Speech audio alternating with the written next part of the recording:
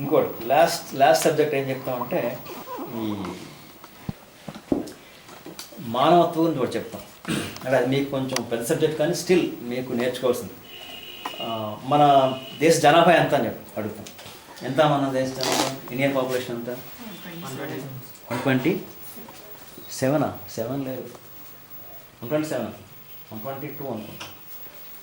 Summer 121, 122 crores. Okay, 122 కోట్ల మంది ఉన్నారు. నెక్స్ట్ క్వశ్చన్ అంటే ఈ జనాభా 122 కోట్లు కదా, భారతదేశంలో మనుషుల సంఖ్య ఎంత అని అడుగుతాం.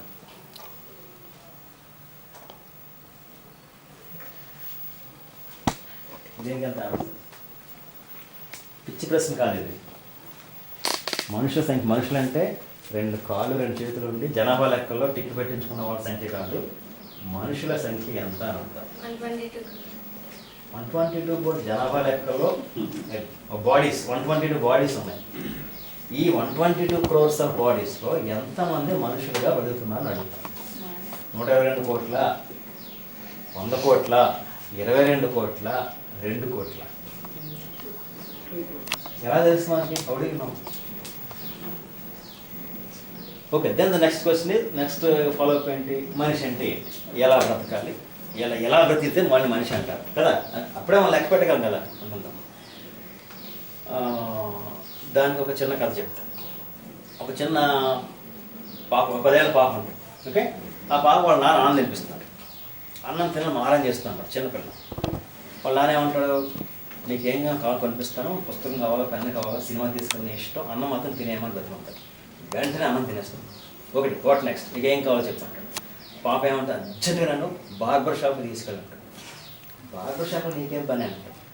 అర్జెంట్గా బార్బర్ షాప్ తీసుకెళ్ళి నా తల మొత్తం, నా జుట్టు మొత్తం తీయించేయండి, నా గుండు చేయించండి అంటాడు. చిన్నపిల్ల, నీకేమన్నా చెక్కిందా, మతిపోయిందా? చిన్నపిల్ల ఆడపిల్ల నీ గురించి ఏంటంటే, నీవన్నా వేషాలు వేస్తున్నావు, ఏం నిజంగా చెప్పు, నాతో నాటలు ఆడుతున్నావు, చాలా సీరియస్ అవుతాడు. ఎన్నిసార్లు అయినా సరే అదే మాట చెప్పు, నువ్వు నాకు మాట ఇచ్చావు, చెయ్యాలి, రేపటి నుంచి అన్నం తిన్నాను.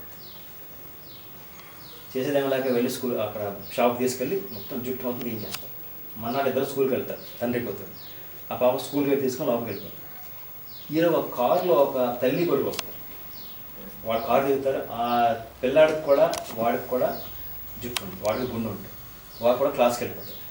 వాళ్ళ అమ్మ వచ్చి ఈయనతో మాట్లాడుతుంది, మీ అమ్మాయి దేవత, మీ అమ్మాయికి నమస్కరించాలి అంటారు.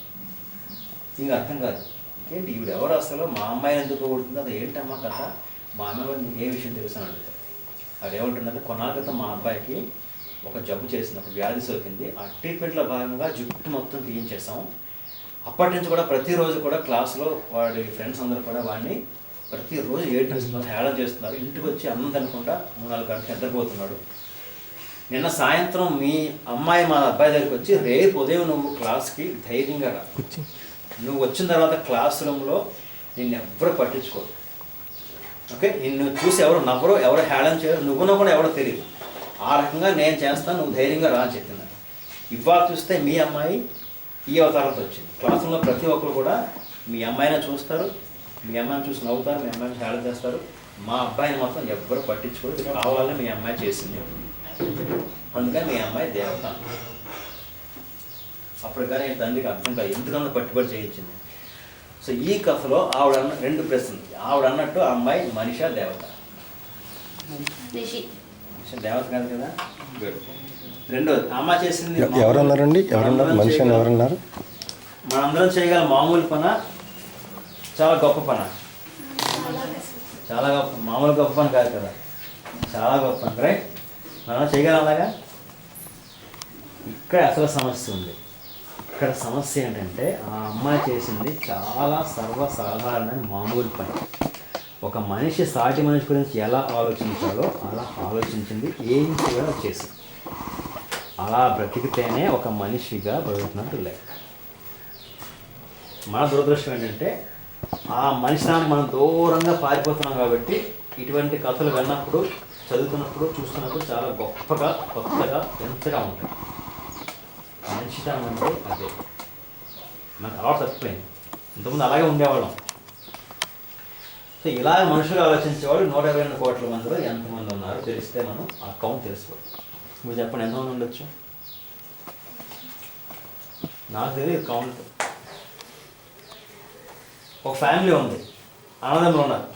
అన్నయ్య వాళ్ళ అబ్బాయికి నెలకు ₹1,00,000 జీతం వచ్చే ఉద్యోగం వచ్చింది. తమ్ముడికి ఏమవుతుంది? వెంటనే జ్వరం వస్తుంది. వస్తుందా? లేదా తమ్ముడు వాళ్ళ అమ్మాయికి అమెరికా సంబంధం వచ్చింది, అమెరికాలో వచ్చాడు. అన్నయ్యకి ఏమొస్తుంది? బీపీ వస్తుంది. సమాంతం వెళ్ళిపోతుంది. ఎందుకని? ఒకే కుటుంబం, సమాజం పక్కన వదిలేండి, ఒకే కుటుంబంలో కూడా అన్నదమ్ముల మధ్య, అక్కచెల్లెల మధ్య కూడా ఆ బంధాలు, మానవత్వం అంతా కూడా నాశనం అయిపోయాయి. ఈర్ష్య, అసూయ, ద్వేషం, వీటిని రెడ్ చిప్స్ అంటారు కదా. ఈ దుర్గుణాలన్నీ ఏం చేస్తున్నాం? మాలో మేము డెవలప్ చేసుకుని ఓవర్ ద ఇయర్స్ మీకే వారసత్వంగా ఇస్తున్నాం. మీరేం చేస్తున్నారు?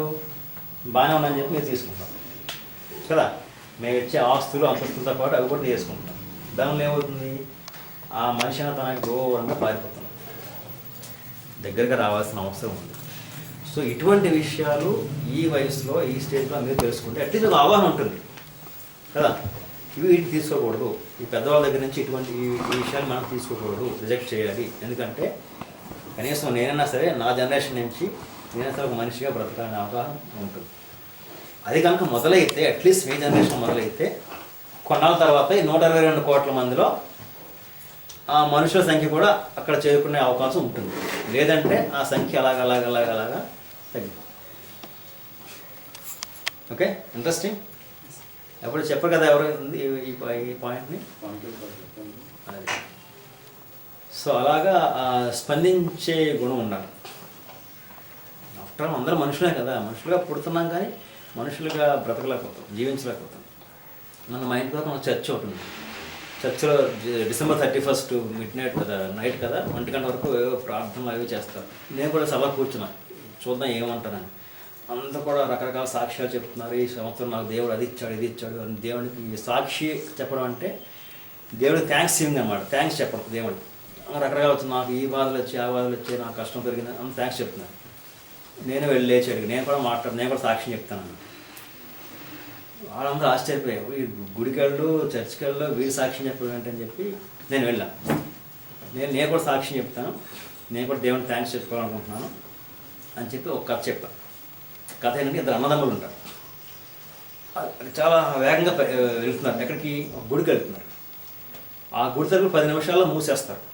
ఆ 10 నిమిషాల్లో గుడికి వెళ్ళిపోవాలి. ఆ రోజు మిస్ అయితే కానీ సంవత్సరం దాకా మళ్ళీ ఆ తలుపులు తెరవు. చాలా ఇంపార్టెంట్, చాలా వెరీ ఫేమస్ టెంపుల్ అనమాట. సో చాలా ఆల్మోస్ట్ పరిగెడుతున్నారు. ఈలోగా చిన్నపిల్లాడు ఒక స్కూల్ బ్యాగ్ తీసుకుంటూ సైకిల్ మీద వెళ్తే కింద పడిపోయాడు. కింద దెబ్బ తగిలింది, వాడికి రక్తం వస్తుంది. చుట్టుపక్కల ఎవ్వరు లేరు, ఏడుస్తున్నాడు. వీళ్ళతో కాసేపు ఆగారు. తమ్ముడు ఏమన్నాడు? ఒరే అన్నయ్య, వాడు ఏడుస్తున్న పాపం చుట్టుపక్కల ఎవరు లేరు, వాడికి హెల్ప్ చేద్దాం. అన్నయ్య ఏమన్నాడు? నీకు ఏమన్నా మర్చిపోయిందా? అక్కడ 10 నిమిషాల్లో మొత్తం తలుపు వేస్తారు. ఇవాళ దర్శనం కోల్పోతే మనం సంవత్సరం దాకా మళ్ళీ అవకాశం ఉండదు. వాడిని ఎవడో చూసుకుంటాడు, నువ్వు మాత్రం నా వెనకాల రా అంటాడు.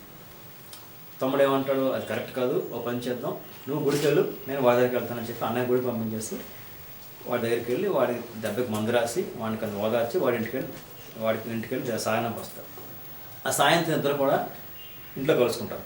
ఈ అన్నయ్య ఏమంటాడు తమ్ముడితో? నువ్వు ఒట్టి మూర్ఖుడు, అమాయకుడు, తెలుతుక్కువాడివి, ఓ చిన్నపిల్లల కోసం బ్రహ్మాండమైన దైవదర్శనం కోల్పోయావు, నువ్వు చాలా దురదృష్టవంతుడు అంటాడు. పైనుంచి దేవుడు ఏమంటాడు?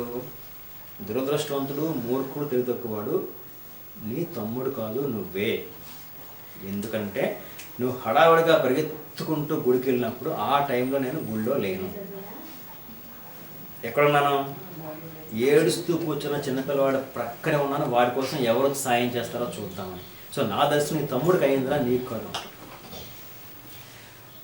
సో ఈ కథ చెప్పి ఇలా తమ్ముళ్ళలాగా ఆలోచిస్తున్న వాళ్ళు ఈ మీటింగ్లో ఎంతమంది ఉన్నారని అడిగి ఎవరు చెయ్యొద్దుగా. నేను ఆ తమ్ముళ్ళగా ఆలోచిస్తానని చెప్పాను. నేను గుడికి వెళ్ళను, గుడికి సంవత్సరం అయిపోయింది, నా పుట్టినరోజు కూడా గుడికి వెళ్ళలేదు, చర్చికి కూడా ఎప్పుడు వెళ్ళను. కానీ ఆ తమ్ముళ్ళ ఆలోచించే మనసు నాకు ఆ దేవుడు ఇచ్చినందుకు నేను దేవుడికి